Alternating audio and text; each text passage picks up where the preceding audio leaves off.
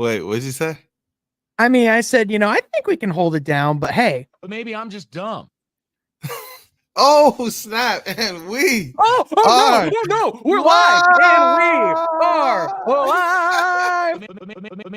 But maybe I'm just dumb. What up, Joe? Welcome to Woodward Pistons Oh, Table Talk, man. the weekly talk show, all things Detroit Pistons. I am one of your hosts, Sean Murphy, alongside my man, a tall glass of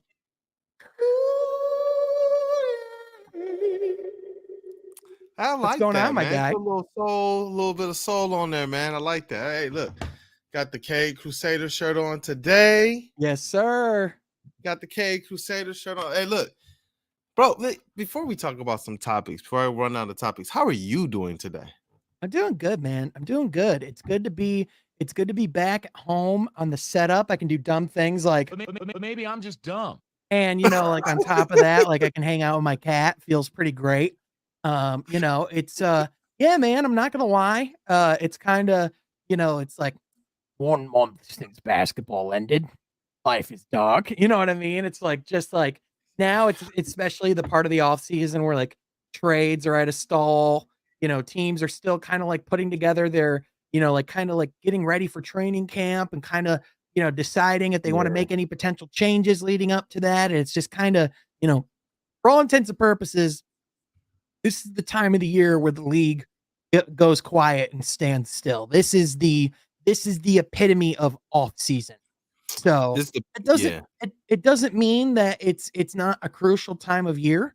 It doesn't mean that nothing's happening. I mean, as we've talked about over the last couple of weeks, I think over the next couple of months, especially with Team USA Select and a lot of the things coming up, I think this and with the training camp with Monty and the new coaching staff, I think these next couple of months are pivotal for the Pistons. We just won't see any of it because it's behind doors. Yeah. And I think you hit it right there. Get in, do your work, make it personal, get better, hit training camp ready to hit the ground running because this team can't really afford to have the slow start that everybody thinks they're going to have. They have to hit the ground running with some form of chemistry. They have to hit the ground running with some form of look, you've added NBA players to this roster. You got to look better. But, man, let me talk to some of these regulars, man, before we get to this topic rundown. Yes, sir. Shout out to MTJ. We are As live always. Indeed. The best. He said One we of need the a first ones in here. I mean, we got the OGs in here, man. We got Mr. Jones.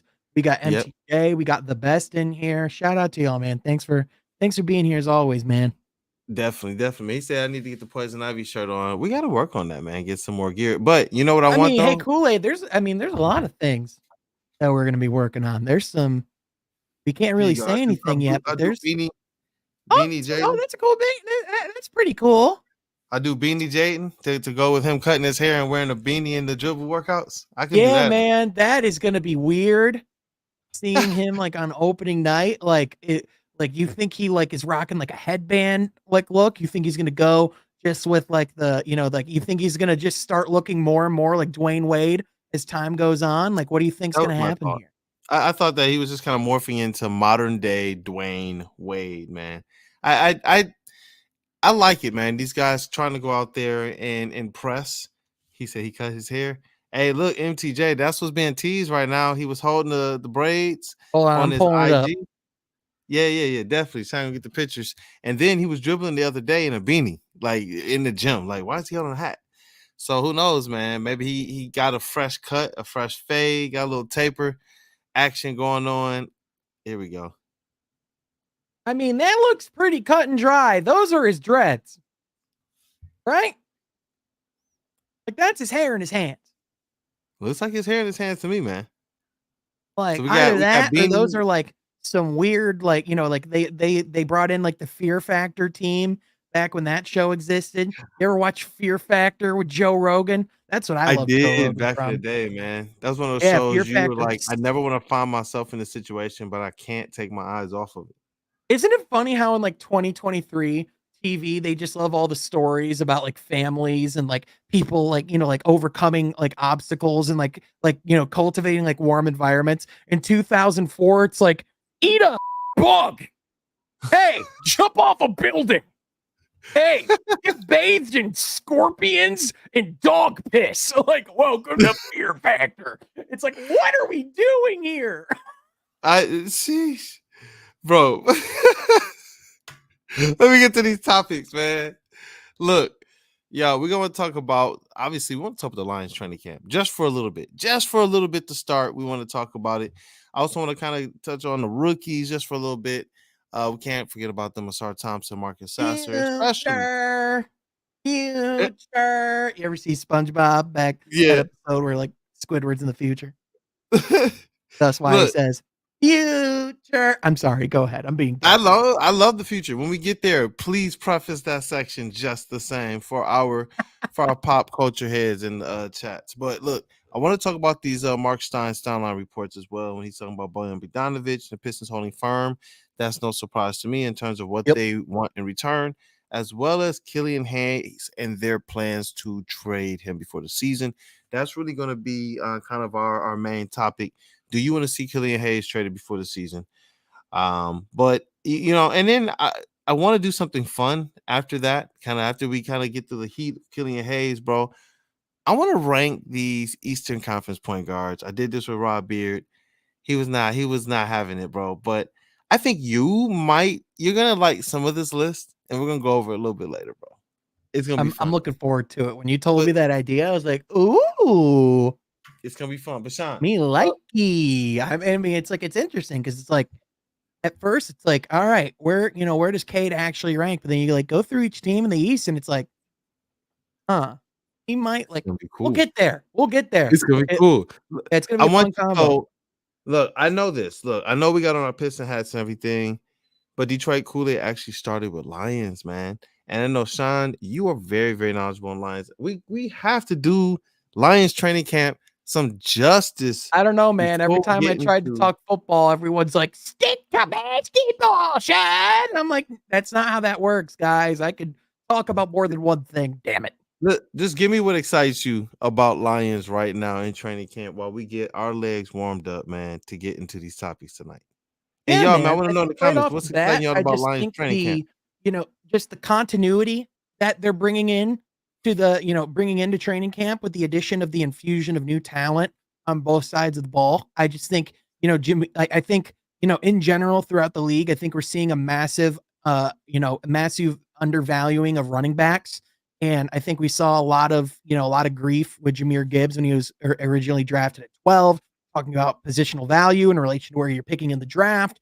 I think especially doing, a lot of mock drafts, hyper analyzing the draft, you can overthink a lot of things. I think when you like a ball player, and especially, like watching the new episode of Inside the Den, the scout that was, assigned to Alabama and was watching him said he was one of the most, one of the most explosive athletes he's ever had the chance of scouting, which, when they say that in an SEC football environment, let alone, in Alabama where, Nick Saban's had some great backs, I think that's saying something. So I think, I think he can be a real X factor to unlock our offense into a different level. If he can kind of be that like Alvin Kamara / Deebo Samuel type player where he can, it's kind of like how we talk about Asar Thompson, where he's kind of like a utility player, can do kind of like a lot of, kind of like fill in a lot of gaps, do a lot of things in the in between. I think Jahmyr Gibbs can do that on the, I think he can do that I think he can do that for the offense as well. Like you're talking about his ability in the passing game, his ability as a receiver, his speed in the open field when you hand him the ball. I just think it's going to come down to, whether or not he can contain, it through a 17 game season, if he can stay healthy for 14, 13 of those games. I mean, we've had explosive backs in Detroit. And I mean, the beautiful thing is, you have David Montgomery you brought in as well. Like the combination, the 1-2 punch there, that could potentially be one of the most explosive backfields in the league. And then you throw in, the defensive moves that they made, the solid veterans they got, the bullet that they dodged with CJ Gardner-Johnson. You know what I think is going to be the biggest thing that we're not talking about, Kool-Aid? I know Ben Johnson, everyone loves him, and I do too. And I know, I even know there was, I believe it was Pro Football Focus had him ranked as the #1 offensive coordinator in the NFL.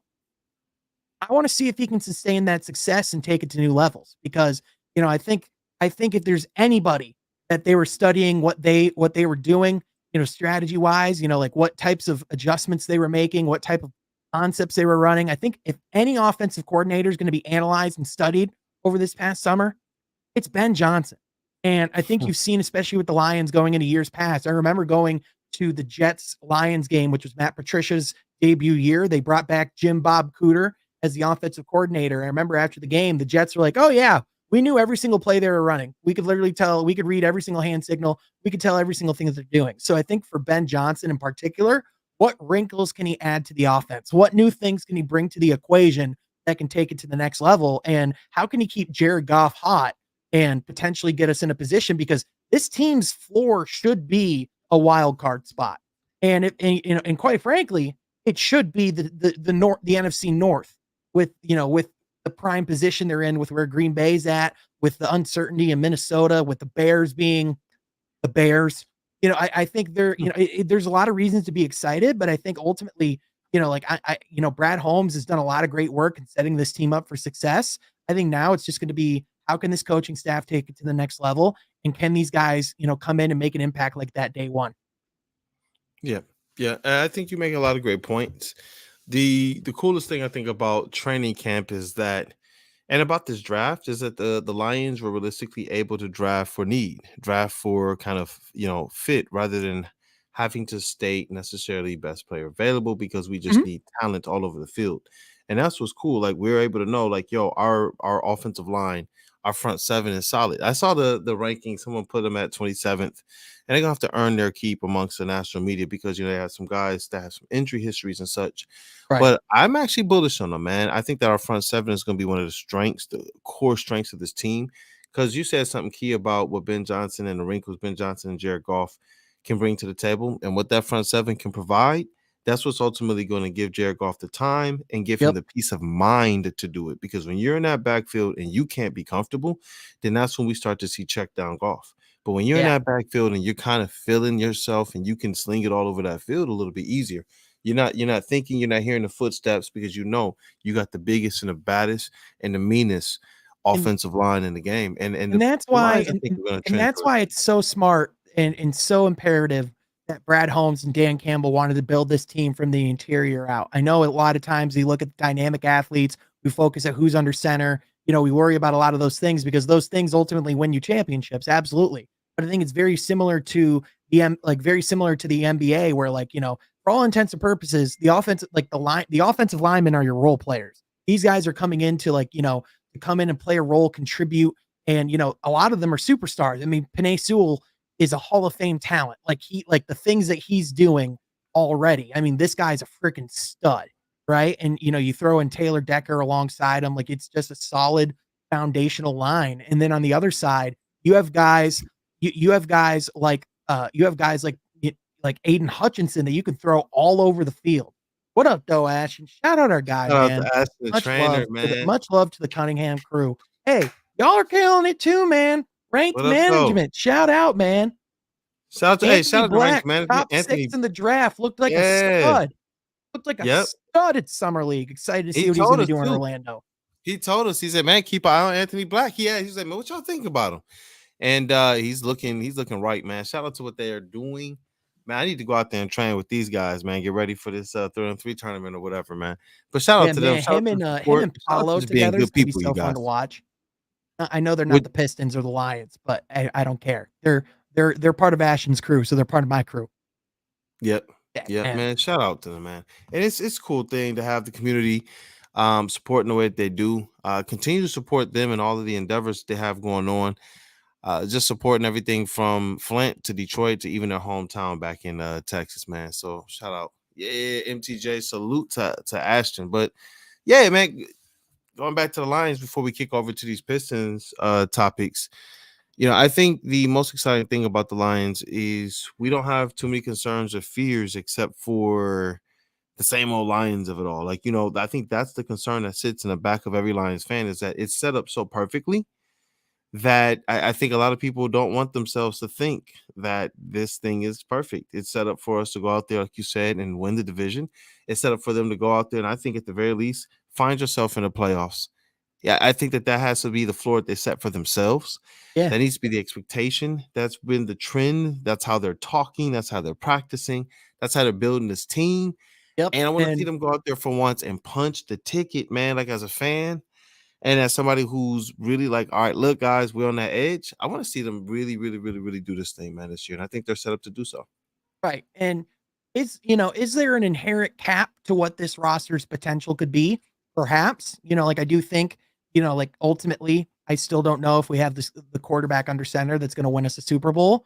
But at the same time, I don't think that necessarily Ooh. has to be figured out day one. I think the biggest thing is like you look at a team like the Kansas City Chiefs, who were contesting and competing in the AFC for years, couldn't necessarily get past the divisional round, couldn't really get to the championship round. But then they find this rookie named Patrick Mahomes that they really like that falls to them at the draft. They select him, give him a year in the system, and once he was ready to go, it took them to new heights, right? I'm not saying that the Lions are going to find their Patrick Mahomes. I'm not saying that Patrick Mahomes grow on trees, but I do think that it's very similar to it's very akin to like what the Pistons are doing, where you need to build a program that can have sustainable success and something you can build around so that when the time is right, like if Hendon Hooker shows that he's ready to come in a couple years and be a star, if you have the potential to go get a star, like I think they're building the foundations to do that. And we're like that conversation with Jared Goff, like he's shown that he can get you to the Super Bowl. My question is, because I think it's very hard to win a Super Bowl if you don't have at least a top 5 quarterback in the league. And as much as I love Jared Goff, I would put him at top 10 at best. And I think you look at some of the mental errors in big situations. Maybe he could grow past that, especially with a Ben Johnson. But at the same time, it'll be interesting to see how he does long term if Ben Johnson is coaching somewhere else a year from now, right? Just it's a lot of interesting dynamics at play, Kool-Aid. It's to me, that's why football in a lot of ways is more complex than the NBA, because there's 40 more players to worry about on a roster. It gets more complex too, because with those 40 players, things could still change just if one of them gets injured. And, so it's one of the wildest games of sport to me that takes I'm the still biggest swing. dumbfounded that JMO is going to be out for the first 6 games for betting on a college basketball game in a team hotel. Like we're talking about how dumb the Jim Harbaugh suspension is. That like the JMO suspension is 40 times dumber. Yeah. Yeah, Like it's something the NFL has to get figured out, because you want your players on the field that are going to be positive in the community and honestly putting butts in the seat. This wasn't something to suspend somebody 6 games over, but rules in Detroit and NFL, this is kind of how things have gone. At least for my complete fandom, right. I've never seen Detroit come out on the positive end of these things. Even when we get apology letters from the NFL when they've done this wrong, it's still kind of tongue in cheek, like, oh, sorry, we took your playoff appearance away from you. Sorry, we ruined your playoffs. Sorry, it's just like, man, I'm tired of that stuff, man. Get out of here with that. So Yeah. I don't know, man. I want to see the Lions go out there and act like, I saw somebody say it. They go out there and do decent over these first 6 games, MTJ, because I think that's the sign of a good team. What I wanted to really throw in there is that I think that there's a lot of pressure on Jared Goff to be a complete leader of this squad, but I think that the measure of a good team is not necessarily, if they can win a championship without their quarterback, but how they play in spots without some of their big players. So if they do miss Jared Goff for a game or two, if they're good, they're going to be without Jamison Williams. If they're going to be without other players, like if Amon-Ra goes down with the game, for a game, are you just the players you brought in, or do you have a system that can take some other players that have some pretty decent talents and step up? That's the way we've seen kind of the Green Bay Packers and the Minnesota Vikings and the Chicago Bears take our lunch for years, even with like middling quarterbacks. So even though they might not have been winning the championships or whatnot, they gave themselves a good opportunity by having a good solid game plan and players that honestly could resonate with that within that game plan, even if they weren't necessarily your higher rated players. But bro, I love talking Lions, man. Yeah, man, absolutely. We should do it more often. We got some things in the works. Do we? We got some things in the works, brother. We're going to be talking some things later. It's going to be some fun stuff, man. Some fun stuff. But wait, we got some things in the works? We got some things in the works, brother. It's gonna be Of a course, fun I'm time kidding. as well. Anyway, Kool-Aid. Back to our home base where Yes, we like sir. to be comfortable. Let's talk about Killian Hayes, man. Let's jump into that Home. right now. Let's talk about it. Killian Hayes, the Stein line. We want to make sure he's credited. The report is that the Pistons plan to move away from him. You've heard Sean say it often. The writing is on the wall with Killian Hayes, and I think that there's a conversation to be had. We all stated going back to last summer that this was the decisions year for Troy Weaver's first draft class. Killian Hayes, Saban Lee. Saban Lee was kind of broomed out of here to kind of clear the way for this contract year for Killian Hayes. But Isaiah Stewart, he got his bag, and Sadiq Bey, they traded him because they weren't necessarily trying to give him that bag. But Sean, where do you stand at with this man, Killian Hayes? You paying this man? You extending him? You trading him before the season? You're seeing what he has. What's up?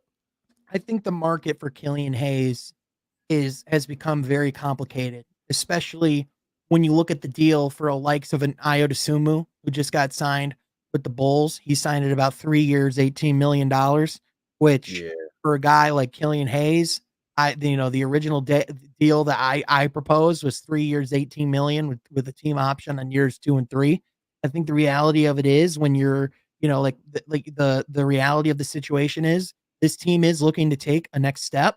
And when you are trying to take a next step, part of that is you have to have more sure things in your locker room than you have, question marks. And I think as much as they love Killian as the person and love everything that he has as far as his upside on the defensive end, and I'm sure there's part of them, that doesn't, that wouldn't want to move on from Killian, that would have, I'm sure they would have loved for that to have worked. But in the reality in this business, I mean, it's not like Killian has ever. It's not like.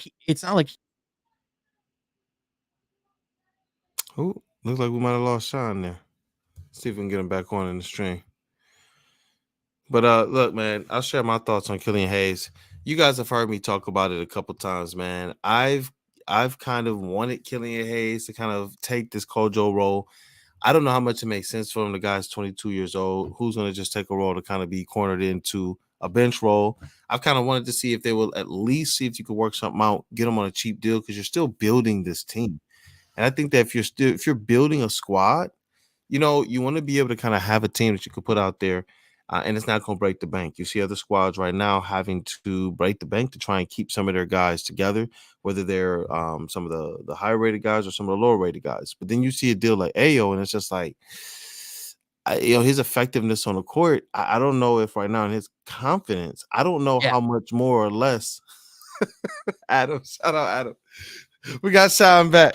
I was like, man, why is Kool-Aid not talking? And I see the numbers not going up on in the corner where it shows how long we've been live, and I'm like, oh, I'm also not moving, and it's like, okay, something's up.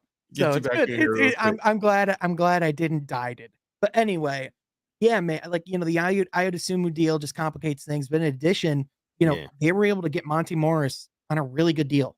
They were able to get Marcus Sasser, late in the first round.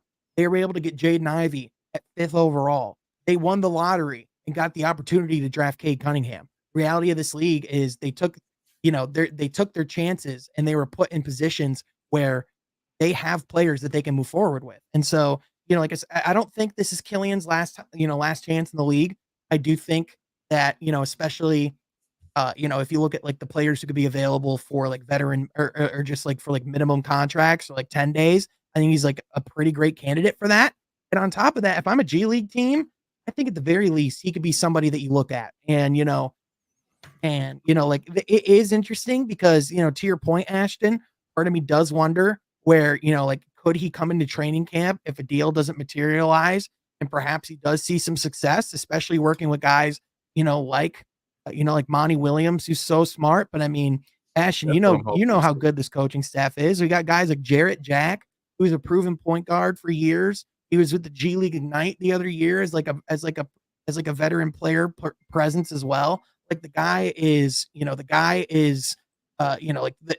he knows what it means to be a great point guard in this league, whether it's starting or from a reserve role. So I personally, from like a defensive standpoint, I would love to see if he could still be a campaign or like do something like that because when campaign was balling for Phoenix, like he was incredible. But at the same time, I mean Kool-Aid in particular, with how much talent there is in this backcourt already, unless Killian comes into camp and just like blows people away and just like really hoops in the preseason, I just think it's going to be difficult for him to crack the 10-man rotation.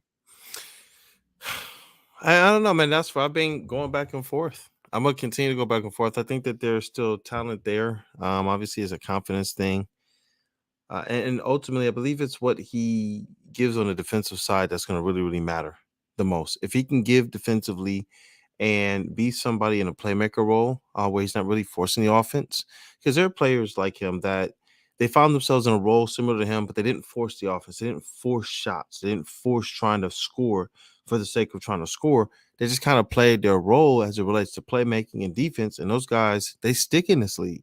Whether they can shoot the three or not, they find a role in this league. And so for me, like when I see the question from asking on, do you think Kill can be campaign for us? And then obviously with the new coaching staff after the question mark, it's like I want to see that happen. I want to believe it's possible. I believe that Killian has to unlock that. We sat here for a long time and said he clearly has a skill. He clearly has a talent. He's put 20 game stretches together multiple times that show he has the skill and the talent. But confidence wise and whatever else is kind of stopping him from moving forward, it's like, do they have the time to wait? Because the decision got to be made on them. But it'll be interesting. I wanted to see him get at least the first half of the season to figure out what we have in Killian Hayes, but obviously that plays a big part with his trade value. So yeah, and I think the reality of it is, I think you look at like the circumstance that he's in, and it's not necessarily like an ideal situation, but at the same time, like the 250, there's like the best players in the world. There's 250 players in this league, and like there are levels to this. There are there are players who are significantly better than others, but the level isn't always between like a talent gap. A lot of it is between the ears, is the mental side of the game, is how they handle certain aspects. And not that Killian isn't a smart player, not that Killian is a weak player, but there's just things from a mental standpoint that just aren't clicking. And at a certain point, the opportunity is gonna, that door's not gonna always stay open. So I hope, I also think it would be worthwhile just, if he comes into training camp and does well, unless you get a deal where you can maybe get some draft compensation that would lead to some other deal that would make the team better right now, then I could see that making sense. Otherwise, I think you're getting pennies for the nickel, or like pennies for the dime, if that makes sense. Like, and I don't mean that like insultingly. I just think, I don't know if you're getting anything back for Killian that's going to blow you away, unless you package him with something like a Bojan or a Burks, or not Burks, or a Bagley.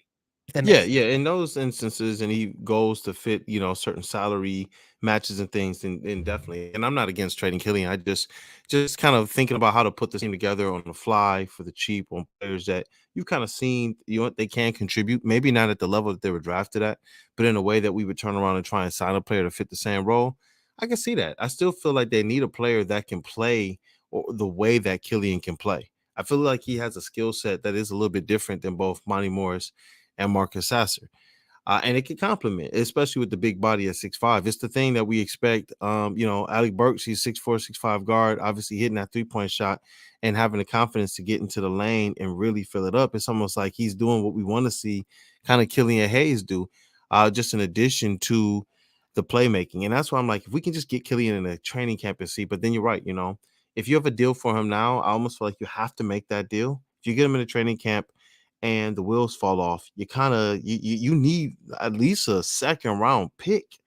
I believe you got to get something. I do believe that they take him in a camp. I'm a little bullish that it's going to bode well for the Pistons. I feel like there's still something there. I think if they can put him in a position with a little bit more talent around him, which he would have, and allow him to kind of focus on a specialty like defense and playmaking, defense on one side of the ball, playmaking on the other side, I think that you get something really, really positive. But I understand. I do think, however, with the direction of where the team's going, with the amount of point guards that they've acquired, over the last couple of years. They just acquired Xavier Simpson in the Motor City Cruise system again as well. Not saying that has anything to do with Killian's future, but again, just with the direction where the franchise is going, unless Killian has this drastic transformation or drastic improvement as a player, his days in Detroit are just inherently numbered, I believe. Yeah.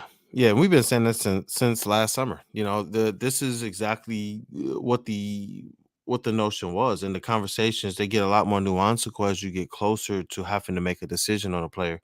Because you get rid of a player, you got to make sure that the incoming fits with the whole culture and chemistry of your team, which is something that Troy Weaver is big on.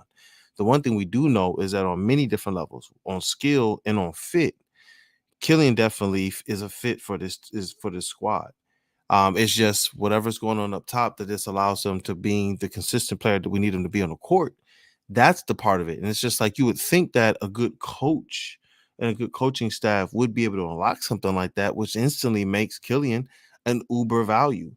The same value that we looked at originally Marvin Bagley to be, and the same value that we right now look at a guy like James Wiseman to be. Lottery picks who didn't necessarily pan out. Obviously, those guys had a little bit more expectation as number 2 picks. But writing's on the wall for him. I do believe that a guy like Marcus Sasser could ultimately benefit from having a little bit more time to kind of see how things go in the NBA from Right. his position as a combo guard. I do believe it would benefit him to kind of have that runway and that leeway. And Killian might be able to provide some aspect of that while they try to work some out over like the first month or two of the season. But that's just me spitballing, just kind of different options. If I had to lean one way or the other, I'd probably think he's gone before the season because I think you can trade him right now on the sense of hope. I see somebody who says he has zero value. That's why you wait until February. You guys understand in February, everybody knows the Pistons now don't have leverage. He's not a player you're adding to make a run. He's not Bojan Bogdanovic, where you need this guy to potentially win you a ring. He's a guy that you now know I can sign him for free in the offseason. Y'all ain't gonna let that $10.5 million go into next offseason, that $10.5 million hold. That's not happening. So Yeah. we lose our leverage the closer we get to February, and that's where Sean is. And that's why I say like the business sense of it says trade him before offseason. The basketball sense of it says this is what you should potentially do too. But just looking at the CBA, looking at the type of players in return, looking at what you could get to help yourselves, that's where I just say, he was a drafted player here. Is there anything more we can get from him? Yeah, it's a tough thing. I think that's why there's still the reason to bring him into camp at the very least and to see what you have. I don't think there's a reason to rush. Now, like ultimately, if they've just decided that they want more stability out of that role when Cade and Ivy are off the court and they do want to open up that opportunity, for guys who can space the floor and shoot the ball and they think they can get comparable, play on the defensive end, then, I think it makes sense. But at the same time, just anytime you trade a player, especially with Detroit's history, you just have to make sure that you're right. And I think there's, I don't think this is a player where like it's going to be like, oh man, like this is going to be like a Chris Middleton situation where Killian's going to become an all-star for another team. I just don't think it's going to happen. But like, I think again, you even look at like, all right, what could potentially be some situations for him? Like, I could maybe see, I like just looking at teams that are rebuilding. I could see Washington maybe bringing him in like a backup point guard role, but he's kind of fits like what Johnny Davis already is. And, I'm just not sure if they're going to want another guard with Jordan Poole there as well. Charlotte can maybe bring him in. They're desperately in need of young talent. I saw Mr. Jones, Utah could perhaps be a place. Maybe Will Hardy, Danny Ainge would be a good place for him to work with. And, perhaps get some pick and roll action with some Lauri Markkanen. That might not be bad. Maybe still San Antonio, but they got Campaign, correct? I believe they acquired, I believe they're in the Campaign business, which, yep, they got Cameron Payne. So that might be that might be it right there. You talk about Cameron Payne with Victor Wembanyama. Woo! I know they're not going to win many games. They're going to suck, but I mean, I'd watch it on League Pass. I don't know about you. Yeah. And my thing is, I like the pickup of Monty Morris. One of the things that I like to look at with a player when people look at their stats is their usage rate. And Killian Hayes had a pretty high usage rate. Alec Burks has a pretty high usage rate, and his usage rate went up because of how ineffective some of our guards were off the bench. Obviously, no Cade Cunningham. All of the pressure was effectively on Ivy. Alec Burks is going to handle the ball a whole lot, and it was up there. So he and Killian coming off the bench having 23, 24, 25% usage rates. That's insane, bro. Monty Morris, for similar stats as Killian Hayes, he had like almost 10% less usage, man. Like 7, 8, 9% less usage than Killian Hayes. It's just an effortless brand of basketball, low turnovers. You already know what you have in him. And so I do instantly believe that needs to be the guy who, coming off the bench, has the ball in his hands. It's just after him where I'm hoping the Pistons can definitely show up. If Sasser's not ready to go right away, maybe you do rely on then Alec Burks to kind of play now behind effectively Monty Morris, especially since you have Cade Cunningham back. Yeah, and maybe part of the Killian believer in me, like would love to see him play alongside a guy like Asar Thompson and see what he could do with one young dynamic wings who can That's help what push gets the me pace, thinking, bro. who can push the pace and get in the fast break. Like, part of me, like there is too much to like from Killian's skill set as far as like, and again, I think that's why Ashton asks, like, can he be a campaign? Can he still, because that is why it's so hard to definitively give up on Killian Hayes, is because when you look at his skill set and you look at like the raw body of work of who he is as a player, he fits this modern day NBA like a glove. He just needs to be able to shoot. Like like if he could just shoot that ball, like I'm telling you, man, it's a different game. It's a different ball game. Let me see real quick, man. Because I think Killian put up some decent he put up some decent stats. It's just that's shooting, man. How do you overcome that in this aspect of the league? When you look at those 3-point shooting numbers, even in his best stretches, it was just like, I don't even know how. I'm trying to defend, and I see some things that I believe could work out if, favorably if Williams was the guy. But I don't know, man. I'm trying to look for even more silver lights and silver linings for Killian. Steals wise, I thought he was really good. I thought that he was really good defensively.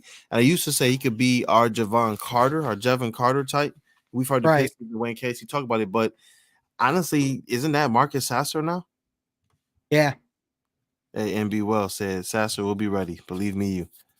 Oh, I'm not trying to doubt him. I'm just going based on what Troy Weaver said, that these, Asar and Marcus have some nuances to learn, and you want to give these guys the proper space to properly develop. If he's ready to go night one, let's rock. But and that's just the reality too, is like you're just being realistic of, hey, this guy's a great player. Like, like we believe in him. Like we saw him hoop in college. We saw him drop 40 in summer league, but like he's a rookie coming in like the mid-20s. Like, like a mid-20s draft pick doesn't always come in and, play consistent minutes every day. Like that's generally like where you hope to get like a bottom of the bench guy. And so, like if Sasser, like I wouldn't be entirely shocked if Sasser had to come in and play some level with the Motor City Cruise for a little bit, just to, get him more comfortable, integrated with the system, just for development of playing in the speed of the league. But again, at 22 years old, he comes in pretty mature. So like, I think there's a lot of things where, like he could perhaps show with that maturity, with some of his experience, that he's ready for that. Yeah. I'm excited for it. Like I'm trying to make sure that I temper things as much as I can. I want to be able to sit on this platform and say, yeah, Marcus Sasser's going to come in and be hitting step back threes like he's Steph Curry. But obviously we got to make sure these guys get out there and they know what they're doing. And that's something that, bro, I'll take it even a step further.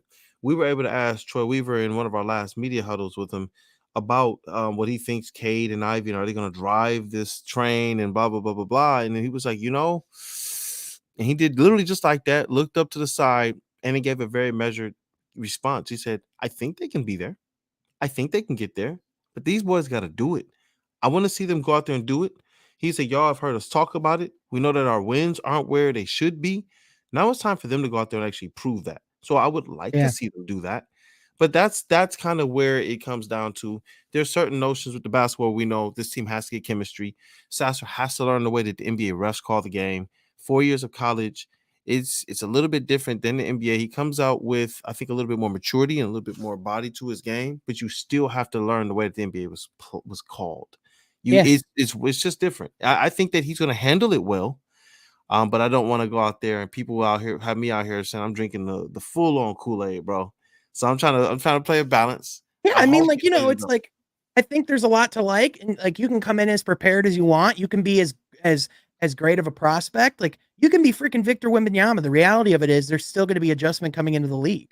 Like that's just how it is. So I think, it's very similar. You and I have been reflecting a lot and have been starting to go back and watch like our content over the last year because like I think you and I share a sentiment that a lot of people in this business just generally kind of like, forget about what they say and don't really hold a lot of value in it. But like I think you and I like really care about like our words like having value and making sure our takes are thought out and do have some levity to them. And like I feel like a lot of like what you and I were talking about this time last year is like Ivy's gonna struggle, but give him time. Like, you know what I mean? Like I think a lot of that is proven to be true. So Yeah. I think, like I think with not saying that like, oh, like we're just right about We're everything. just trying to But follow the trends and make sure that at least yeah, our coverage, when we talk about it on here, that we're honest with you all. I want to see all these guys go out there and punch the clock. I do, but you know what I mean? Try and find some type of measure. That's why even with Killian, I try to make sure people understand when I talk about Killian, it's not from the standpoint that I used to. It used to be a standpoint of like Killian's that guy. Killian's going to be starting. Now it's like, hey, I'm not defending him at all. Defending him would be saying, no, he needs to start. Give him his spot back. Let him be the sixth man. I'm sitting here now saying, that's a poor shame. If Kojo roll, bro, for a minimum deal, that's where I'm at with Killian, man. And honestly, I'm yeah, not going to fight on that hill. It's like for our rookies, we give them a little bit more than the guys we acquire because you're invested in their journey from the start. From the time that we hear the rumors that that's our guy, we know as Detroit people that we try to make sure we give you the benefit of the doubt. You come in here, you say you're going to work. We're not going to doubt you ahead of time. And sometimes that transition, when it doesn't work out, it takes a little bit of nuance and to kind of get out of it. So we look at it, and you're right, we're very thought out with it. Say, how could Killian work here? That's the way the Kojo role. Is that realistic for us, for the Pistons, or for Killian Hayes? No, that's not good for business for either one of them, honestly.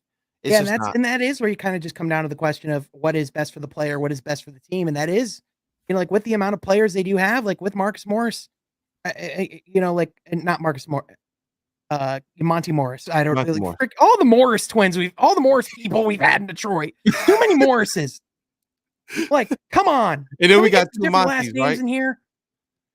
Kidding. I'm kidding. Then we Anyway, got two Monties, right? Monty Morris, Monty Williams. It's just like, man, okay, I you think guys I'll are be able doing to us a tell the number. difference between those two. We've had twins. We have people with the same names, but I'm loving it. But I got these stretches from Killian Hayes. This is what makes you frustrated, bro. I'm not looking at the win-loss column because it's a whole lot of L's, bro. It's a whole lot of L's on this thing. Yeah. But Killian got some dates in here where he was going to absolutely like what you want to see. 12-14 to 12-16. So for a 2-week stretch, he was going out there and he was balling, man. Putting up what you want to see him put up off the bench. He was going out there 11 points, 10 points, 12 points, 17 points, 18 points. Assists during that same time, right? 9, 8, 4, 8, 5, 4, 5, 10. This is kind of what he was doing. This is in kind of the hearth of the season after he kind of got over that hump. And then he just fell off, bro. And I don't know what to call it. Like, it's like 4 points, 16, but 8, 8, 4, 9, 4. Some pretty bad plus minuses. The assist fell off.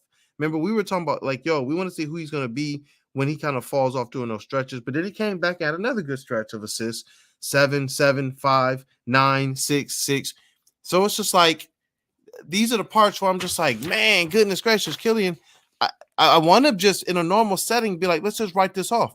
Like we saw flashes from Stanley Johnson. We saw flashes from Sekou. But with Killian, we are actually seeing stretches of good NBA basketball for the reasons that he was drafted. It's just like, do you give up on that? Do you just, then I'm looking at the steals. I'm looking at the different metrics. And it's like, man, and this is my but. If this was the way that the organization was running the past, bro, Yeah, because they didn't hedge their bets. We talked about this beforehand. We talked for like 2 hours today. We be wasting content. Yep. We talked about this We do before, that bro. all the time, Kool-Aid. That's just who we are. Look, bro, look, they hedged their bet.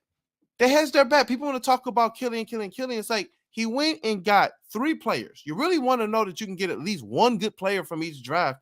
He went and got 3 and then drafted more guards and then signed guards and throws them into a chamber and says, may the best 3 come out. That's what you want. And so I'm not going to sit here and cry over the players we didn't get.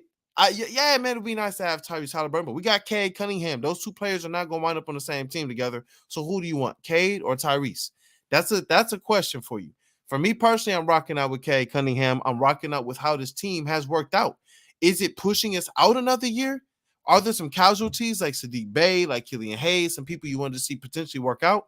Yeah, but is this team right now, with the amount of young talent they have, are you sitting here telling me, Sean, or anybody in the chats, that you thought the Pistons were capable of acquiring this much top level or high level top talent, like young top talent, people who are getting recognition, people who are saying, you know what, I expect these guys to be somewhere in the future? I didn't expect this like this. I expected maybe we get a player or 2 and we find a way to augment around them, but we're sitting here with, bro, extreme young talent from Cade, Ivy, Asar, Duran. What are we talking about? And Stu, who might be like a long-term bench Udonis Haslem type guy. I'm sorry, man. Like I'm kind of like, let's rock. And in the trades, I don't know. I like what he's done. Grant, Bojan, and some other deals. Stewart was acquisition. Yeah, I just Durham was when acquisition.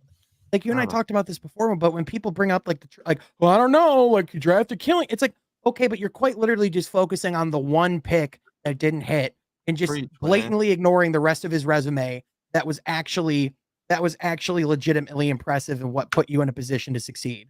Like yes, like there were a lot of unfortunate things that put us in the position that we're in, but at the same time, like I think it's unfair to judge until you get to see Cade Cunningham, Jalen Duren, Monty Williams, the full picture really together, because I think we all know we were deprived this last season of what this team could have potentially done, seeing where they could have really gone and like what this team actually looks like. And I think, just I think the amount of confidence in the organization, the fact that like players and Monty, like obviously he came here for with the generosity of Tom Gores, but he said himself, one of the big things, like one of the biggest things that drove him to get here was Troy Weaver, was his presence, because he is a legitimate general manager, a guy that he respects, a guy that he wants to work with.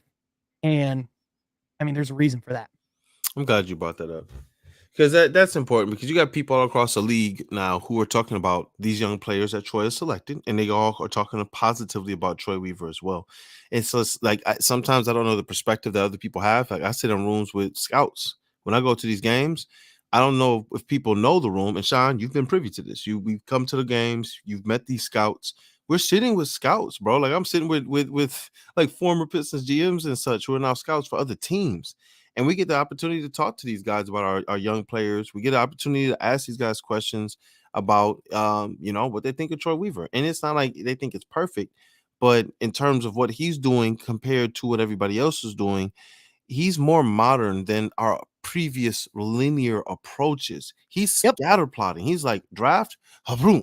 When we get that done, then we're gonna go get the right vets. And the reason why I am okay with him going out and now augmenting around this team is because up until this point, his augmentations have been guys like Jeremy Grant, Kelly Olynyk, and I've been comfortable with that. Bojan Bogdanovic, Alec Burks, you know what I'm saying? Like, I'm comfortable with that. NBA guys who know what they're doing. He went and let Kojo, Rodney McGruder kind of fill these roles for a little bit while you just kind of pedal some things going. Now, obviously, this is a big test for him. And I said this on the Morning Woodward show with Jeff Iafredi, man. Shout out to him. Shout out to the work you guys do on From Half Court. Yeah, shout out that beautiful bastard, Jeff Iafredi. Yeah, I don't know, man. I'm shout out to Jeff, man. Don't you just lose your train of thought when you think of Jeff too? Oh my gosh, yeah. It's just like it feels like the bottom of my desk just was raised by about 3 inches. I mean, what? I mean, anyway. But look, man, I think we get it, man, with Cade, with the whole Troy thing. It's with Killian and the Troy thing, I'm I think that We're the bullish fan in because he me, has a great eye for talent, and at the end of the day, what more can you ask for out of a great general manager? yeah, I don't know. You really can't right now at this juncture. Oh, that's what I was going, man. With Jeff, I told him, look, this is the most pivotal season. We're going to a point now where up to this point, we've seen them building a house, and Troy Weaver actually wound up using this analogy as well. We've seen them building this house, man. Now they're at the point where they're saying that they want to actually start to finish and complete this house. Now is the time where we get a little bit more critical about the product we see on the floor and the results that are coming in and night out, because they're no longer in a position where they're being told to go out there and just lose. They're no longer in a position where they're told to just kind of go out there. Oh, here you go. C. Gerald said it. How good can any of them really do when a team wants to lose games? So when Cade went down, that was huge. Now, though, they don't have too many more excuses. Right now, from the players to the coaches, to the general manager, everybody, and to the owner, who's like, yo, look, hey, Monty Williams, I'm putting down the money. Whatever you gotta do, they want to win. Yeah, That's what the expectation has to be to their level of it. Obviously, we're not sitting out here saying they're gonna go out there and get the fifth, seed, but I want to see this team really, really compete. I want to see them make yeah. teams sweat every single night. I want to see them go out there and do and punch the ticket on the promises that they were saying before last season. If they were saying before last season, we want to go out there and learn how to compete, then I want to see them this season with a little bit more talent on the roster. I think it's a lot more talent, but I'm trying to be measured. I want to It see them go is. out there and actually do it. It really is, man. And I mean, again, there's just I still maintain that last year's roster is not a 17 win talent roster. Like fully That's a whole healthy healthy all roster. together. This is not the 2000 like 2015 Philadelphia 76ers when Ish Smith was their number 2 scoring option. You know what I mean? Like it wasn't that. Like if Cade Cunningham and Jaden Ivey were on the court together, like Ish Smith reference. like like we were talking about them potentially getting to 30 wins next year if all those guys are together. We saw this team start to take the step and be just under 500, at the end of Cade's rookie year. We've seen once this guy's healthy and can get some rhythm going, he actually can win some games. So like that's going to be the thing is like that's why it's always going to be about like what Cade can do, and that's always going to be the X factor in the development. But that's why we're not like fretting because we've seen him do the thing. Like the question's just is he available?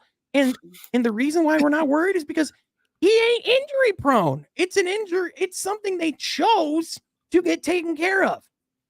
Because he was saucing people with one leg, why not say, you know what? I'll take one step backwards to literally take 2 steps forward and see what this guy can do on 2 legs. That's why you're going ahead and do that. And if you got a year where we'll let these guys just kind of get their feet wet while Cade really gets his feet under him, bro, go ahead and do it. If this was a situation like Grant Hill, which I saw that. I saw that shipwreck. I saw the bloody sock. I was crying, bro, as a little kid, like y'all ruined Grant Hill.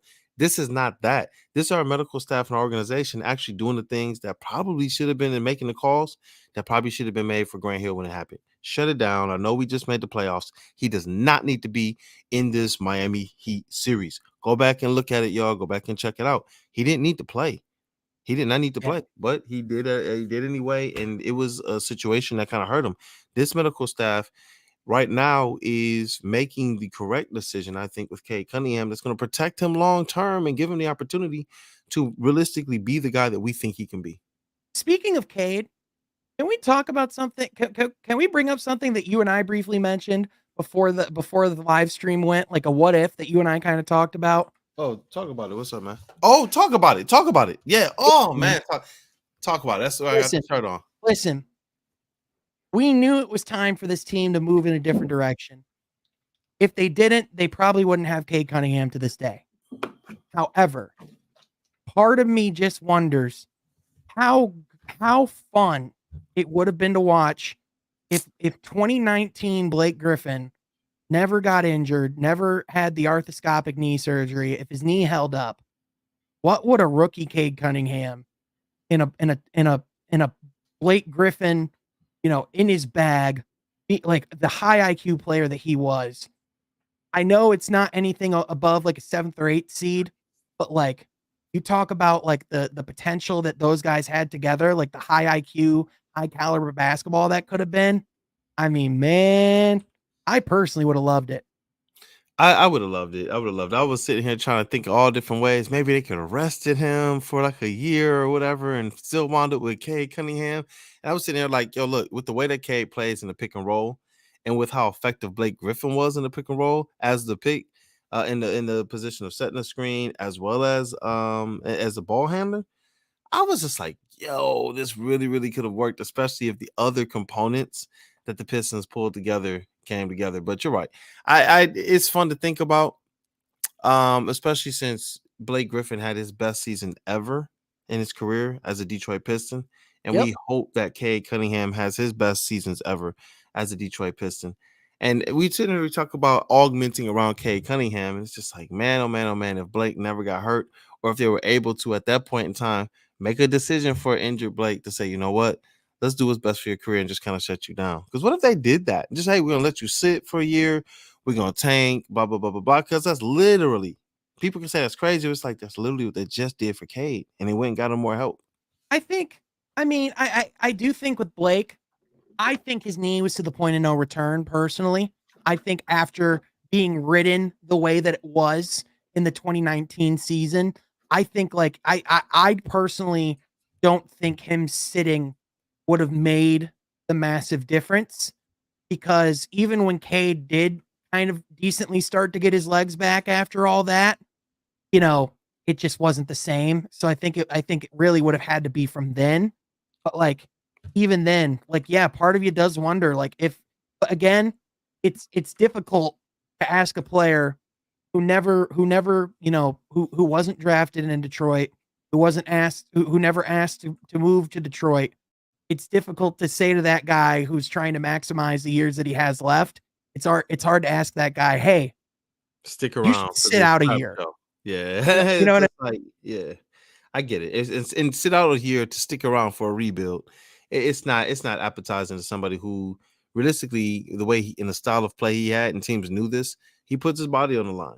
It just is, he plays that kind of rugged, high flying, and it took a large portion of his game, and he sacrificed what we now know, a lot of skill, to try and make that work. And I think that at the end of that career, he just wanted to be able to go and try and do something. But I think Blake's competitiveness, his competitive fire, was ultimately what made him a star, but in the same light was ultimately his downfall, in the sense of I don't think he ever got to the point where he could confidently manage his body and be in a position where like he could be ready for a playoff, like ready for deep playoff series. There was yeah, always something that prevented that. And like he would dive for loose balls. He would do a lot of things that you would want your role players doing, which is a great thing from a star. But at the same time, when you have a guy who's like injury prone, who's like diving for loose balls, shouldn't who's have like, been him doing it. diving into like the audience, like into the crowd and stuff, it's just like that can't end well. And It's it did. not going to end well, and it shouldn't have been him as the one of the lone ones doing it. But I don't know, man. I don't want to disrespect. There were some guys who were really hustling, but it seemed like Blake Griffin and his effort was just one that was more in front out, like out in front, and he didn't even have the athleticism or necessarily at that point in time the skill set for it. So definitely kudos to him, man. I don't commend him in that season and what he kind of did Yeah. during his time here in Detroit enough. Mega Hustle said, Stan ran Blake to the ground. That's what happened. Yeah. Yeah. MTJ Well, Clippers I mean, we run. so remember, Stan was the one that traded for him out of desperation to save his job. And then Yeah, because he had that win now mandate from yep, the top. yep. And then they failed to do so, so he was fired right then and there. So the 2019 year, that was Coach Casey who was there and had to coach in that year. And again, that's not a criticism on Coach Casey either, because if that team was getting to the playoffs that year, what other option did they have? Like, as good as Andre was, as good as Reggie could be, that was the only way that team was being a playoff team. They had what, all NBA Blake, all NBA Dre, and they had some great efforts from some of their sub guys just to make the playoffs and get swept, bro. That was tough. That they really that's a tough pill to swallow. I mean, bro, you ran Blake Griffin into the ground. Yeah, you better do something different on the other end of it. You do. And it gets us thinking, like when we think about stuff like this, it really spurs other conversations into the Pistons conversation. So even though it might not be a high possibility of like Cade and Blake playing together, it kind of gets us thinking about those eras, especially since that was the handover. It went from literally the Andre Drummond to the Blake era to Cade Cunningham. It's your show to run now. And it's interesting. We look at how SVG did things versus how Troy Weaver is doing things as a GM. I actually liked SVG as a coach, but his inability to properly manage the expectations from the organization as well as the expectations of his players is what I believe ultimately did him in. And it's hard to run when you're wearing both of those hats, man. Yeah. You got anything to say on that before I really want to get you on this point guard list? Oh, absolutely, man. I think with Blake, I think it pisses me off whenever he gets booed every time he comes to Detroit because he doesn't deserve it. And I'm sorry, yes. The comment. He's upset at himself. He missed the live. He's like, he's gonna start from the beginning. Shout out to GT Entertainment, man. Hey, man, it's still fun to watch. Like, that's the beauty of it, man. You can hang out and have fun with us live. You can always go back and watch it later. It's there for whenever you're available. You might not be at the table with us live, but at the same time, you're still at the table, dang it.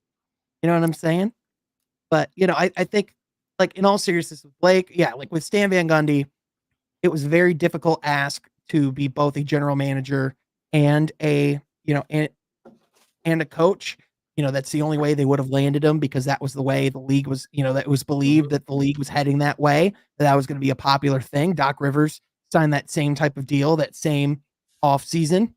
But ultimately, I think, at the end of the day, I think people boo Blake and boo Andre because of what they represent and because of the era of basketball in Detroit that they represent. But I think in actuality, if you look at their body of work and what they did in their time in Detroit, especially like Blake coming in, he could have pouted from day one.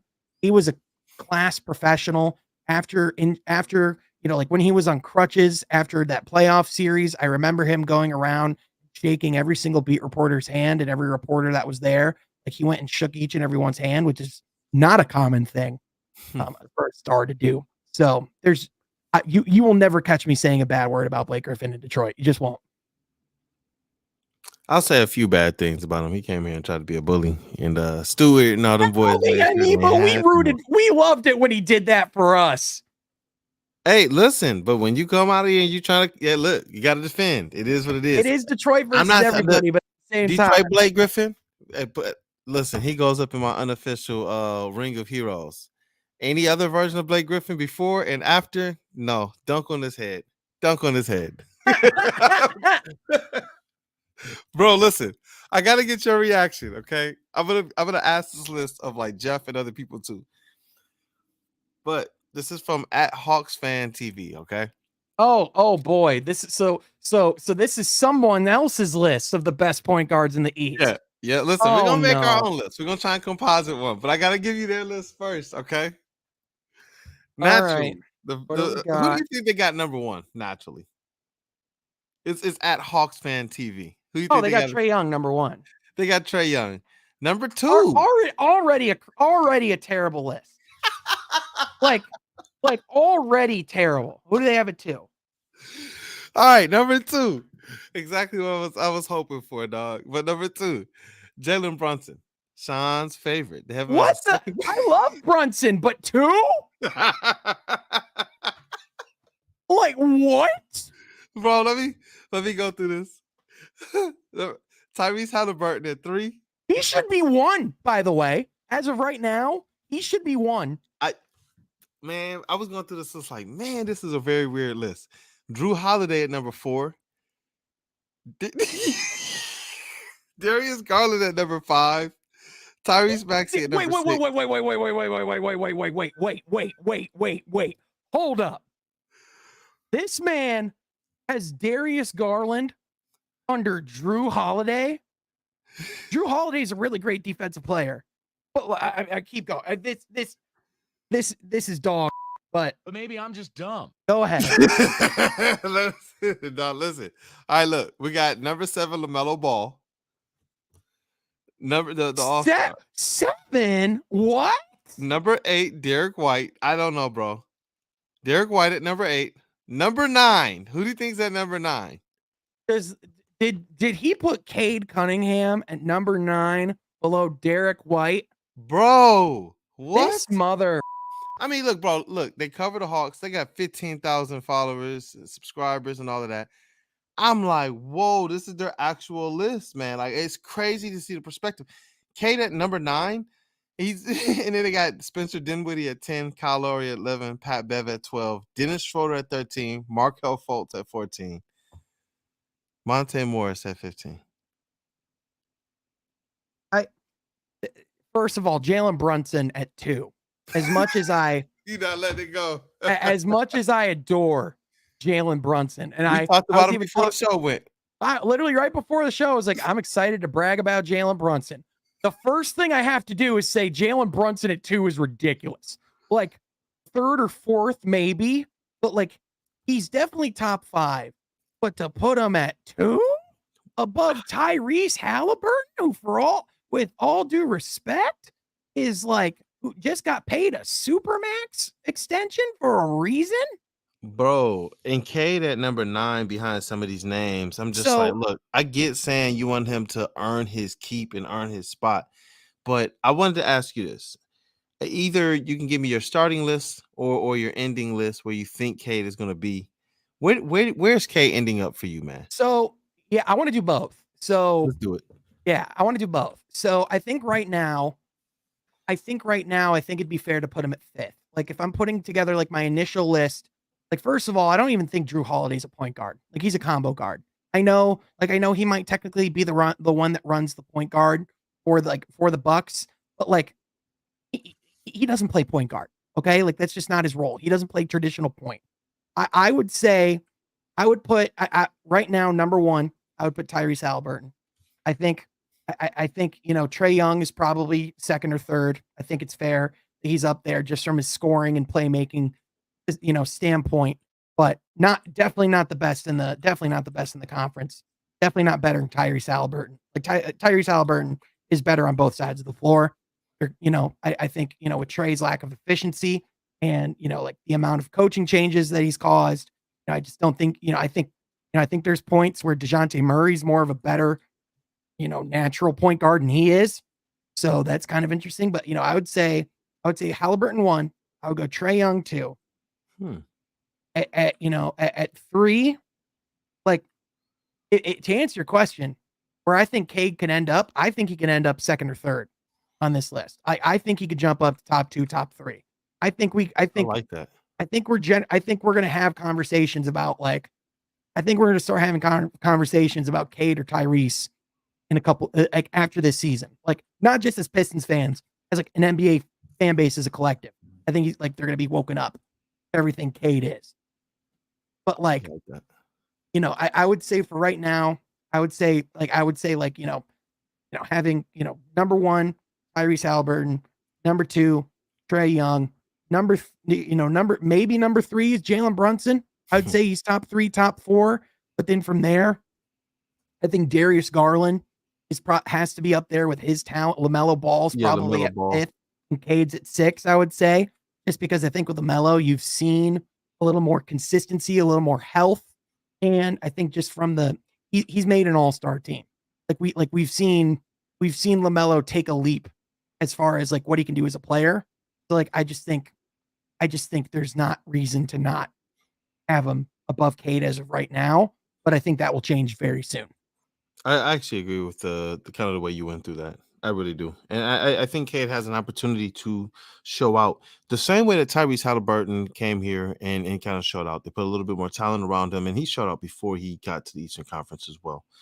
I think that Cade Cunningham has the same recipe, just in a 6'6", 6'7" frame, point guard, good defender, something that's been very, very just underrated, highly underrated about his game. Very, very good defender.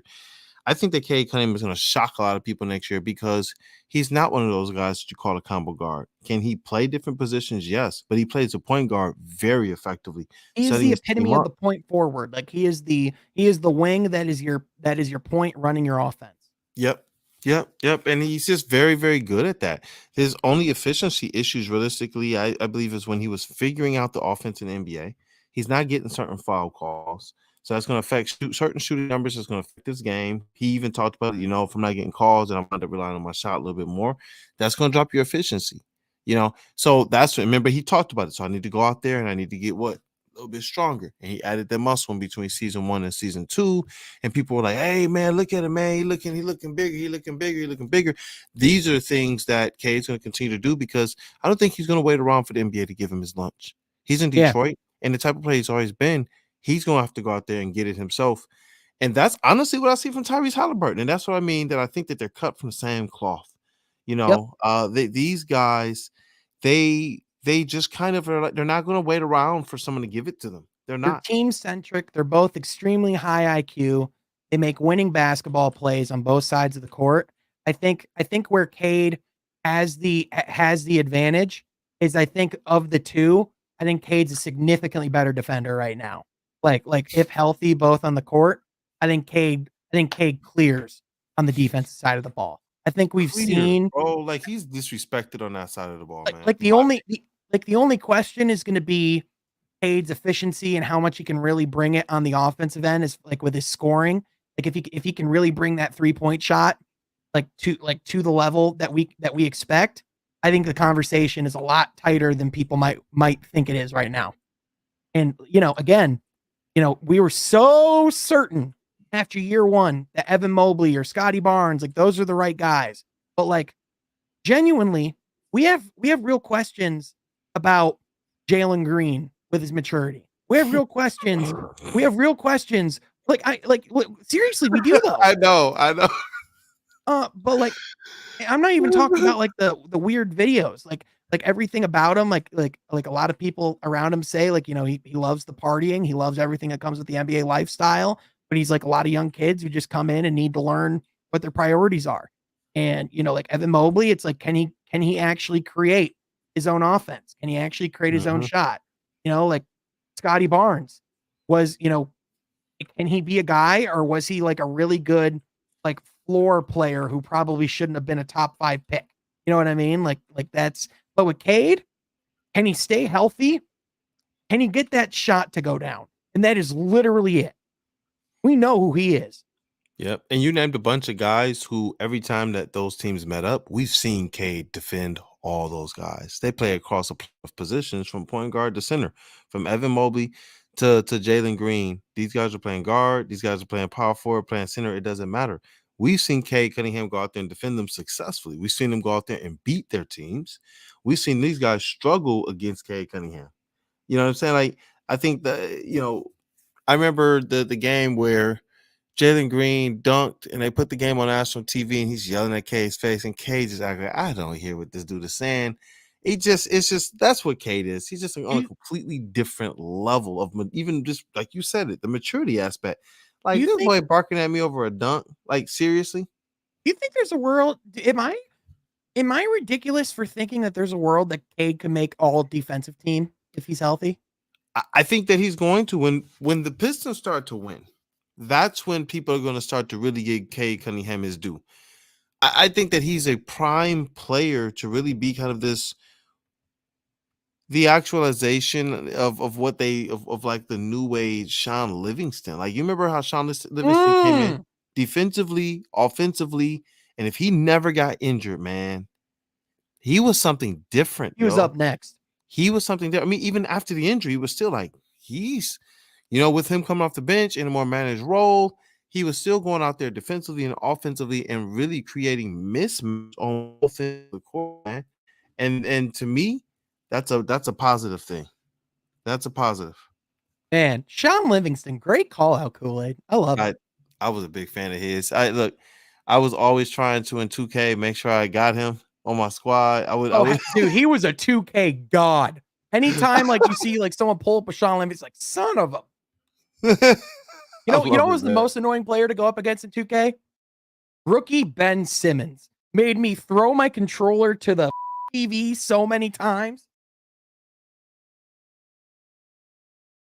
Oh, I couldn't hear anything you just said, Kool-Aid.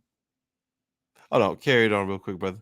Oh, you're good. You're good. But yeah, man, like it would piss me off. I would get online, people would be playing with Ben Simmons and like going off, like hitting threes. And I'm like, he literally hasn't hit a 3 in real life. How is he hitting a 3 in a video game? Is it a simulation? What's this bull? Anyway, that's really my rant. with that. I'm excited for 2K24 to come out, even though I literally say every year I'm not going to buy it, and then it comes around and I'm like, oh, here we are. I'm the problem. But it's fine. Everything's fine. I think, ultimately with where this team's at, with where we're at in the off season, like I know someone asked, like, like what's the expectations for like how many games they can win? I think there's certainly a world and certainly an expectation that this team can compete for a play-in tournament. But again, I think you look at the you look at the East, not many teams got worse. The only team I can think of that got definitively worse in that conference is the Washington Wizards. I mean, like there's teams like the Knicks who kind of have up and down years. They could potentially, potentially have some struggles. I know, like a team like the Bulls, they could potentially fall apart. I think we all expect the Hornets kind of be down to the bottom 3. But like I think, like I don't think it's unrealistic to say that 30 wins could be in Detroit's future. And you look at like, I think it was Pat Riley who said that first you go from a bad team, then you have to become a pretty good team. Then you have to like be the 8th seed. Then you have to make it to the second round. Then you got to get through the conference final. Like it is always incremental. You got to take it like step by step by step, and that's how you build a great championship team. Yep. And I'm with you. I think the expectation, I think the floor, I think not the drinking the Kool-Aid. I'm not sitting here saying, oh, yay, they're going to be there. No, go out there and punch your ticket. Win the 30 games minimum. And go out there and do it convincingly. Go out there and win 35. Go out there and win 37. Go out there and really, really, really push for a playing spot because I believe they have the talent. They believe they have the talent. Other people who are covering the team, I'm still waiting to kind of see what their predictions are and how they're feeling. But for me personally, just seeing what they've done in the past, understanding some of the recipes they've had, kind of looking at how the East is shaping up, it's still going to be top heavy. But I do believe that the East has a position for them to be able to make some type of moves or impacts up the rankings for the Pistons. And I want to see them go out there and do that. I'm tired of the notion or the aspects of like, welcome back, sir. Bad. That was my fault. No, you're good. I'm just saying I'm tired of the waiting, honestly. We've been waiting patiently. I think that this restore has started off the right way. And now it's like, go out there and do what it do. I think it's period. just I think it's like with the waiting, I think it's like, man, we just knew that this team could like, really start to take steps and like how much like it could really help this team if Cade was on the floor. I think it's just like ready to finally see that actualization. I think it's like for me, like my eagerness comes like for Cade or on behalf like for those guys. You know what I mean? Because it's like, like especially like a guy like Cade, like being a top talent like that, having to sit back and listen everyone say, like say BS on your name when they don't even know the full picture of what you can do. Like I think there's going to be a different motivation out of a guy who already is extremely motivated. So look, these guys want to win. Ivy is a different breed. The reason why you get some of these guys, regardless of the skills or the talent differentials that you may see, like people are like, well, Mathurin is more NBA ready to go. His offense, blah, blah, blah, blah, blah.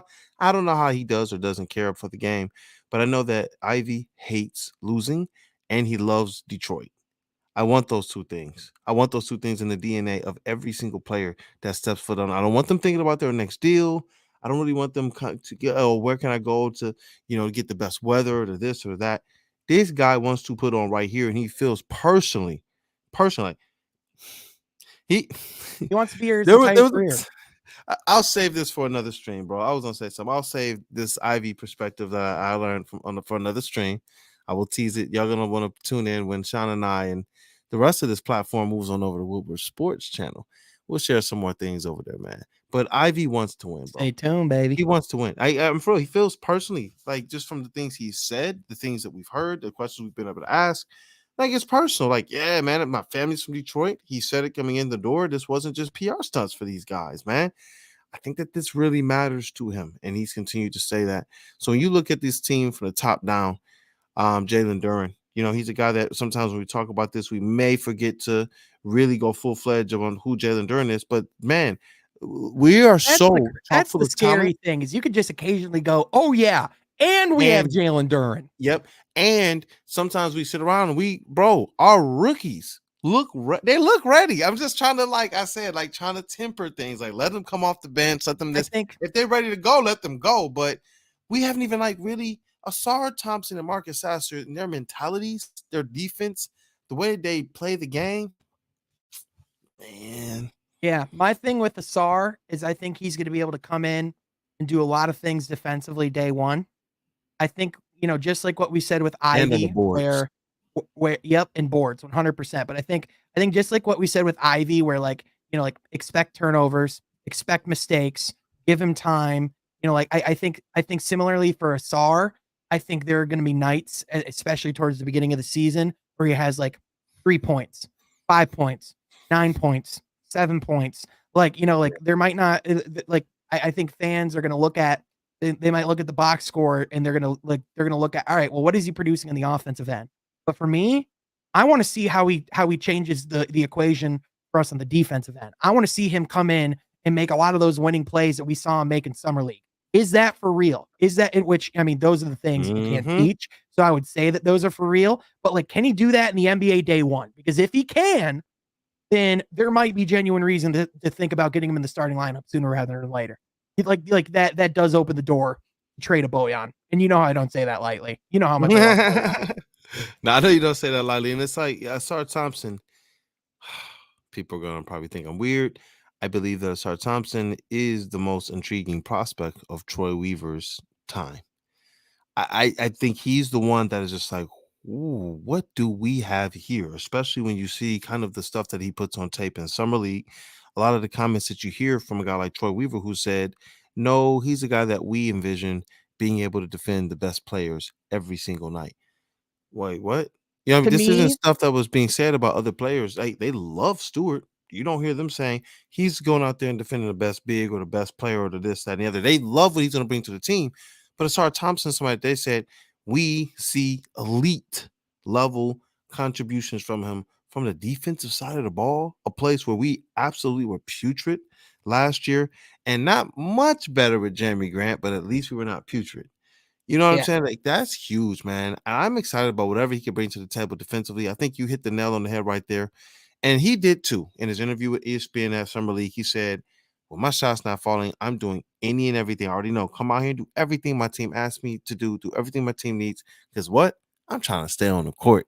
And we all know that's code word for what? Rebounding, hustling, playing defense, playing the passing lane, cutting to the finding the basket, cutter, like cutting playing. to the back. You go on. You got some list? Like, yeah, that's what it is. So it's like the guy plays the game the right way, and it's like part of me wants to just push that button, and we're gonna get there. We're gonna make our predictions and things like that later. I want to push that button and say this guy is going to be night one. Everything because he doesn't have to get out there and play make. All the things that we stated about Ivy coming into the league with if Cade Cunningham were to be healthy was that this takes the pressure off of him from having to play make. This takes the pressure off him from having to dribble too much. He can just kind of play more to his strengths. Well, Asar Thompson is coming into an actualized Cade Cunningham and a Jaden Ivey who now realizes, oh, I got that game too. This is way different than Jalen Duren. He's coming into a lineup of like confident young players who have proven some things in the NBA already. That makes me excited. I've seen other people kind of bullish on the Pistons in the chats, going in the 30 to 40 win range. I haven't seen anybody expecting or even saying that this should be lower. And I do believe these young players, including Asar Thompson, man, who we can forget about. Watch us forget all throughout this summer, like Asar and Jalen Duren. But Yeah. And that's that, just how rich this team is to me in terms of young talent. I think to me, I think Duren still has to be the most intriguing prospect of the fact that Troy Weaver said that's the one guy I'm not putting a ceiling on. Like you just talk about like his potential upside and what he can be. There's just things about his game and his athleticism. When you have a guy, because I think Asar coming in, he might be a young guy too. But I think in a lot of ways he knows a little bit more about who he is as a basketball player and who he is like on the court. Quote I think unquote serious. I think with Jalen Duren, there were moments, even towards the end of the season, where he would do something that would catch himself off guard. Like when you have a guy that sometimes is too athletic for himself, whatever the hell they can reach with the ceiling with that, I mean, like, how are you not intrigued? But again, with Asar, like, very similar thing where it's like, did we just low key just have a guy like slip to us? Like, did we just spend so much time on like the Wembanyama hype train that we are just like blatantly forgetting that like we could potentially have gotten like like an all-star caliber player? And we didn't. Remember, we sat on these table talks, especially since the pod we did with Steve. You know, I did the one with him when he covered Asar Thompson back in January. We were talking about if it's the potential pick, if it's the guy that you think has this cap to be the star. We said it was Asar Thompson. We said he Yep. fits the wing, he fits the 3-and-D potential. We even sat on these streams and told people we think his 3-point shot could come around. These young guys, they just got to work on it. Blah, blah, blah. It'd be they can get the mechanics. We've seen guys kind of make these jumps before. Ivy made the jump. His 3-point was not what we wanted in coming out of college. Then we see what he didn't do in the NBA with this staff.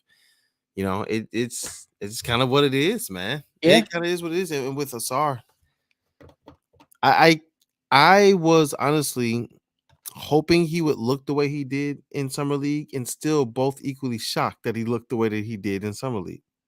He exceeded my expectations. I was hoping to see the flashes of Asar making those differences on the defensive end. Kool-Aid, we didn't get the flashes. We got the full freaking picture. This wasn't the trailer. This was the Dark Knight trilogy. This man came out and like handed it to you on a silver platter. You know what I mean? You Like, said this was the Matrix collection box when we got the whole. Yeah, all man. of This was borderline the director's cut with how the many comic times book. he was going out and doing things like that. You know, it's like, in all seriousness, like I think, you know, like it truly, like you truly don't know what that will look like until he gets into the league. But again, Yeah. in summer league, you don't look for the stats. You don't look at the shooting numbers. You look at how do guys affect games. What are the things you can't teach? You can't teach effort. You What's can't going on teach. up here? Yeah, you can't teach the things that Asar has in spades. And again, I didn't see a picture of Jerry West with anyone else at Summer League. Not saying he didn't talk to anyone else at Summer League, but I didn't see him talk. I didn't see a picture with Jerry West with anyone else at Summer League. I like that, man. I like that we wrapped up, that we wrote back around to the rookies. That was something that we talked about beforehand, and I'll bring it up here, man. The rookie report. Kevin O'Connor, he posted this kind of shortly after Summer League. Asar Thompson has impressed in every way this Summer League. In 4 games, he averaged 13.5 points, 10 rebounds, 3.5 assists, 2.3 steals, and 1.8 blocks. Even when he's not scoring, he makes a positive impact. I thought yesterday was his best game overall for the Pistons. And it's cool to see other people. And we saw like a lot of different people as this guy continued to make these types of plays and impact, and they realized the guys who are going to work. That's when we see the media go out there in Summer League and actually start talking about those same guys. Why? Because they're staking their credibility on it too. And it's cool to see that they do it with the guys who they see. Oh, he's hustling. Oh, he's working. Oh, he's going to find himself into a roster. He's going to find himself into a role. We got one of those guys, man. Not just, Cade and some of these guys, we knew their talent coming in. We didn't really know what Asar was going to bring. We covered it. We didn't know if is he doing this against high schoolers, what we see, or is this something that's going to pan out? We believed it could, and we said, look, if you think that he's a star and you have the opportunity to kind of bring him along at your pace, you go get him. If you're looking for a guy who doesn't have as high a ceiling, then you look at a Hendricks, you look at a Cam Whitmore, you look at a Jarris Walker. But if you want a guy who you think can go out there and give you that next level, and Troy Weaver called Asar Thompson the big swing. Yeah, and that's why you want to, and again, that's, with the Summer League, the goal is you want to see on tape exactly why he was drafted where he was, and exactly why this franchise is as bullish on the player as they were. And I think with the Pistons, I think outside of, the minutes that Portland got with Scoot Henderson, and I think what, Houston got out of Cam Whitmore, I don't think you could be happier with how a prospect looked in Summer League. Like, I think especially with the uncertainties and the unknowns as far as the level of competition with Overtime Elite and what they were, and like how, like where they were actually at from a basketball, development standpoint compared to other guys in their caliber and in their range. Yeah. I mean, Thunderstruck. coincidence? I think not. Space Jam and Thunderstruck. Shout out to them. Sheesh. Yeah, man. But I think we covered a lot of good ground today, man. I think, we're always like, yeah, we'll do a short one. Hour and a half later. I like it, man. Get in here, rap with the regulars. Try and keep some people company at work. The people getting home from work, the people eating dinner, all that type of stuff, man. Just get on here and rap. Try and talk about some cool things. Obviously, it's the summer, so we're gonna start to expand the topics a little bit more. We're gonna get back, like you guys remember last summer, we talked about our favorite moments. We talked about the blast from the past. We talked about some of our favorite Pistons in history. Lindsey Hunter was a favorite one. We're gonna get right back to that because Lindsey Hunter is that deal.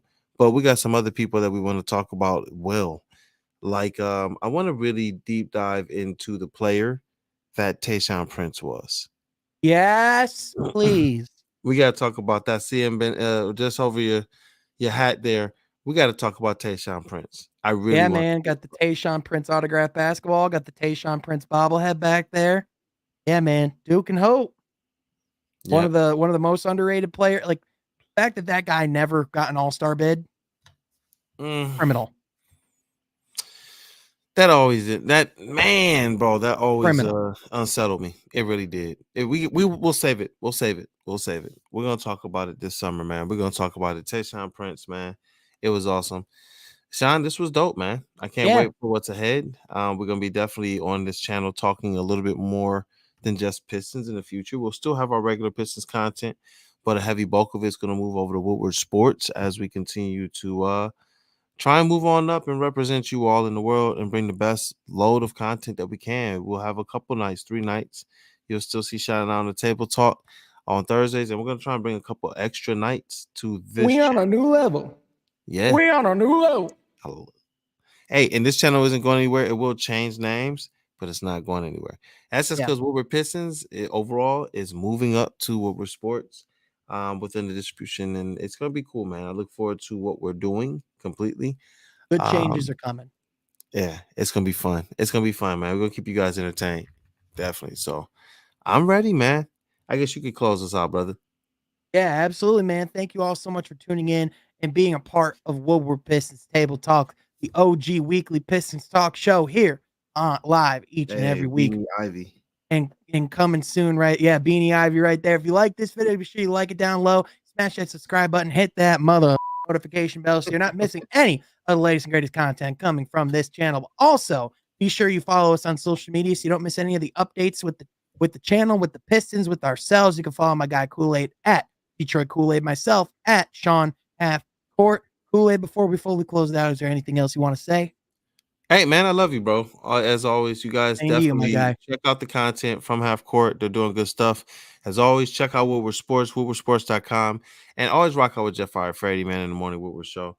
Him and Sam, what they're doing out there, just trying to support our crew and our guys. And as always, Sean, just keep doing what you do, man. I like what you bring to this community. Definitely always love you as a bro. And hopefully, I'm sitting here right now and I'm starting to feel Taco Bell. Oh, don't you do that to me, Ricky Bobby. Don't you do that to me.